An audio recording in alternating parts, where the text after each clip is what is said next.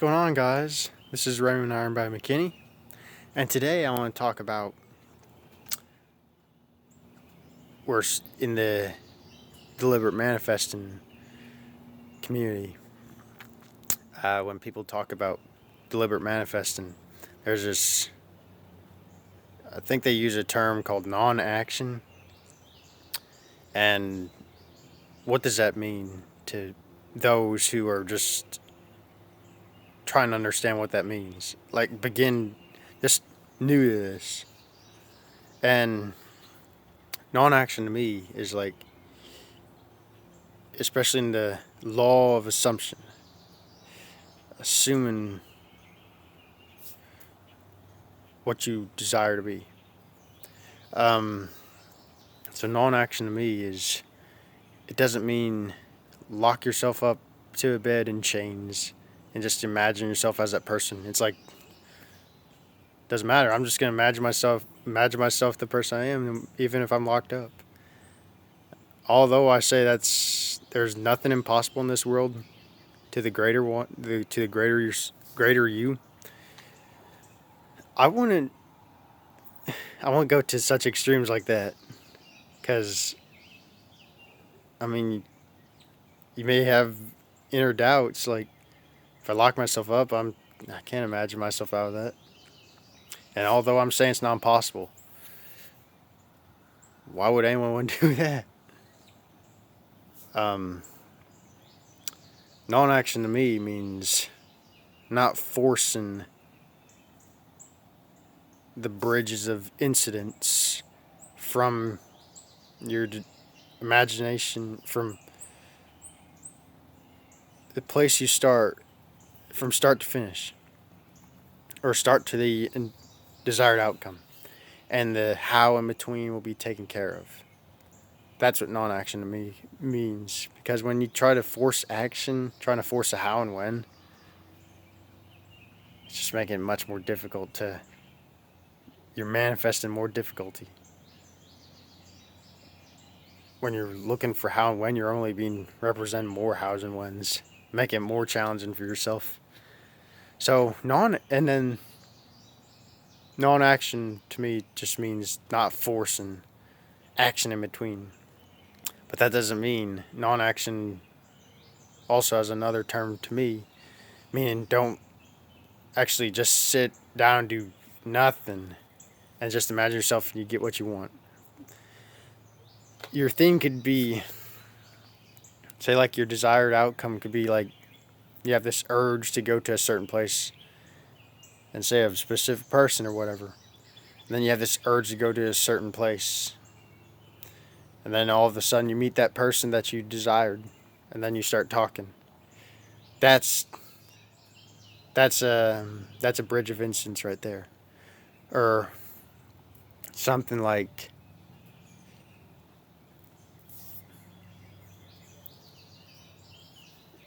just things like that. Or like I've heard stories. I think there's statistics talking about. I heard some statistic talking about more people not get on trains, not even realizing there could be there's going to be a crash if they were to get on. And that's intuition talking to them. That's a inner knowing that, hey, they shouldn't be getting on because something chaotic would happen. And later on, they would find out if they got on the train, they would have been hurt or killed, whatever. And and skeptics would probably call that, oh, man, it would have happened anyway. I really do believe we need to trust that inner knowing within ourselves. Like, okay, our inner knowing, those urges, those hunches, that's our compass guiding us to certain outcomes. Now, again, another thing about non-action could be like you plant a magical seed, or you just plant a magical seed um, in your imagination to really feel the tones of reality. You know, you have no idea how it's going to play out. Pieces, even though we look through, even though everything appears 3D to us, there's a grander scale at play. Kind of like a big chess, we're on a big chessboard. And every imaginal act you play, somewhere you're out there, it's already being conforming in your favor. But if you persist faithfully into it, it's going to become more obvious, inevitably more obvious that, okay, something is working in my favor. It's not like you have to go out there and force this thing to happen. Because again, I hear a lot of people in law of attraction, especially the law of attraction, where it's like, well, you still got to work hard and grind to the ground. It's like, that's what law of attraction is. It's like, just doesn't. Still sounds like beating yourself down to the ground until you pass out. And it's like, And then just finding about Neville with law of assumptions, like, well, just assume yourself as that person, embody that person already. Makes this game so much easier, guys, and just grind yourself to the ground. Yeah, as for non-action, don't chain yourself up to the bed and just imagine yourself it's all good. If you have inner doubts, don't do that. Still live your life. To be doesn't mean when you focus on deliberate manifesting, doesn't mean to quit your job or stop other hobbies that you enjoy. It just means it's just a change of perspective.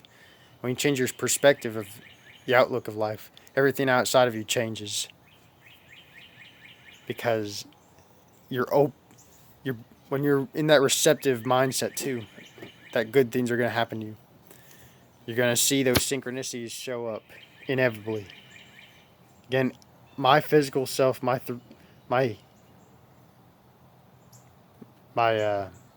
little self does not know the how or when, but my higher self, my deeper knowing self knows every single play. All of your deeper knowings know every single play of yours. It all comes down to, and there's no actions in this universe. It all comes down to assuming. We're all reflections. We all reflect each other based on our assumptions. If you assume things are random in this universe, it's going to appear random.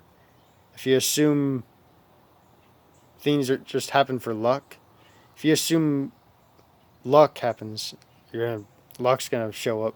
Luck's going to appear to show up. But realizing it's all divine order based on your assumptions.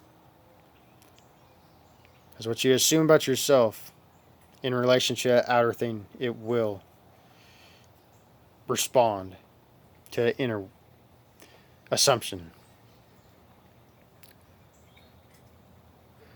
So it all comes down to changing your inner assumptions in your favor. And then be open-minded. If there is any sort of physical action without you trying to force it to happen, and you feel the urge to take that action, go for it. If you feel the urge to go into that certain building, even though you didn't plan to go there, go in there anyway. You may find your soulmate. You may find that opportunity or whatever. This is how this whole game works, guys. It's a matter of holding to that faith and just living your life. It's just not all these crazy techniques like affirming constantly, forcing yourself to the point of exhaustion. Just living your life, knowing things are working in your favor. It's really that simple. Just find a definite purpose in life and things will start to conform in your favor inevitably, and a pretty relatively short period of time, depending on how complex the manifestation is. What are you giving life to? Because you're giving life to everything. Like when you're looking at this camera, you're looking at my video right here. You're giving life to this video. When you turn away, you're taking you're giving life to something else.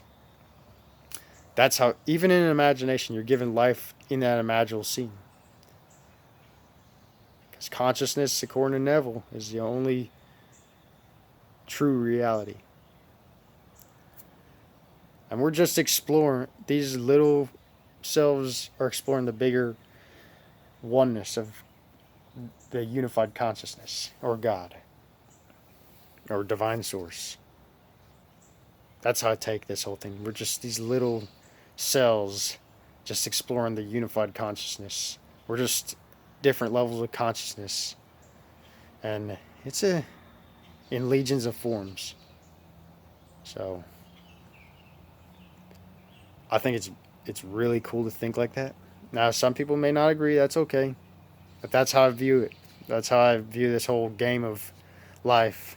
Just to use these deliberate manifesting practices and see what we're truly made of. What's our potential in life? It never know until you practice, or to be open-minded. So I hope this video helps about non-action, that don't have to force action, but you just allow things, you're just kind of allowing things to happen. I'm not saying to not take action. I'm saying if you feel the urge to take some sort of action, to go to have that flow feeling. Yeah.